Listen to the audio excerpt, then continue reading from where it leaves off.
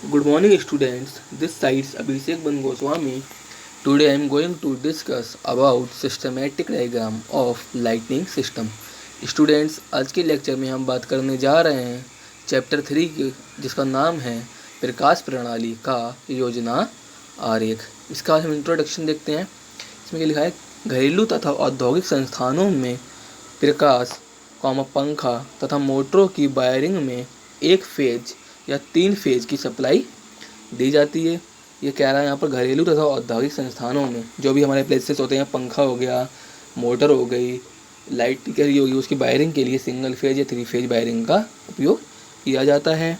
प्रत्येक प्रकाश प्रणाली lighting system को जब सप्लाई देते हैं तो उसका एक योजना आरेख बनाया जाता है।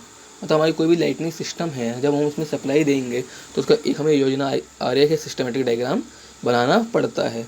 जब बड़े संस्थानों का योजना आरेख बनाते हैं तो सबसे पहले यह देखते हैं कि उस संस्थान में कौन कौन से ऐसे उपकरण लगे हैं जिनको सप्लाई दी जानी है। मतलब हम अगर किसी भी बड़े संस्थान या ऑर्गेनाइजेशन के लिए जब आरेख बनाते हैं तो हमें सबसे पहले ये देखना पड़ता है कि हमें उस इंडस्ट्री में कौन कौन से अप्लायंसेस लगाने हैं या कौन कौन से उपकरणों को सप्लाई देनी है। जैसे कि हमने यहाँ पे डायग्राम देखो दिखाया गया है। देखिए हमारा ये डायग्राम दे रखा है। इसमें हमारी ये लाइन है, इसमें 230 वोल्ट 50 हर्ट्ज की सप्लाई आ रही है। एक हमने स्विच कनेक्ट कर रखा है, एक रेगुलेटर कनेक्ट कर रखा है और ये एक फ़ैन कनेक्ट कर रखा है। ठीक है, क्योंकि फ़ैन को रेगुलेट करने के लिए हमें रेगुलेटर की ज़रूरत पड़ेगी। यहाँ लिखा भी है एक पंखे का आरेख। अब देखिए बल्ब के लिए बनाएंगे, सिंपल से 230-50 फ्रिक्वेंसी सप्लाई देंगे, एक स्विच और एक बल्ब लगाएंगे। अब देखते हैं सम्मेलन कक्ष, कॉन्फ्रेंस रूम। एक आधुनिक सम्मेलन कक्ष में प्रकाश, पंखा, प्रोजेक्टर, साउंड सिस्टम आदि की आवश्यकता होती है।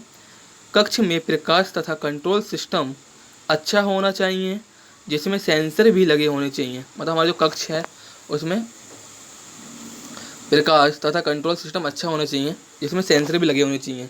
सम्मेलन कक्ष में वैद्युत एवं अन्य व्यवस्थाओं को दर्शाने के लिए कैड सॉफ्टवेयर का प्रयोग किया जाता है।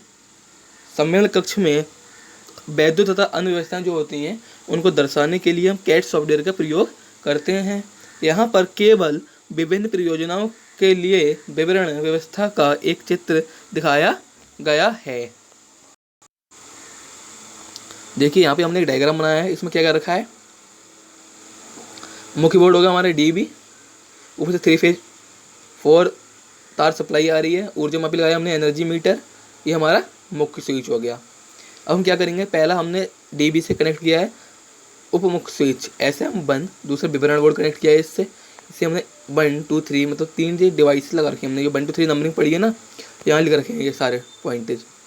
उसके बाद हम ये SM3 स्विच लगाया हमने 3, ये 2 SDMP4 स्विच लगा रखा है, ये XDMP, ये डिस्ट्रीब्यूशन बोर्ड कहाँ गया, DB बन गया, स्विच डिस्ट्रीब्यूशन बोर्ड बंद हो गया, ये 2 हो गया, ये 3 हो गया। अब देखिए इसमें हमारे नंबरिंग कर रखी है, वो सारे हमने यहाँ लिख रखे हैं। नंबर 1 पे क्या है हमारा प्रकाश पंखा, नंबर 2 पर हमारा क्या है प्रकाश पंखा, नंबर 3 प्रकाश पंखा, और नंबर 4 पे पावर पॉइंट, यहाँ से होगा 4, ये 4 पावर पॉइंट। नंबर 5, नंबर 6 देखिए, नंबर 7, ये नंबर 6 देखा नियंत्रण कक्षा, नंबर 7 प्रोजेक्ट कक्षा, पे ऑडियो वीडियो परिपथ, नंबर 9 पे सेंसर। ठीक है स्टूडेंट्स, आज के लेक्चर में हम इतना ही पढ़ेंगे। कल हम फिर मिलेंगे नए टॉपिक के साथ। Thank you.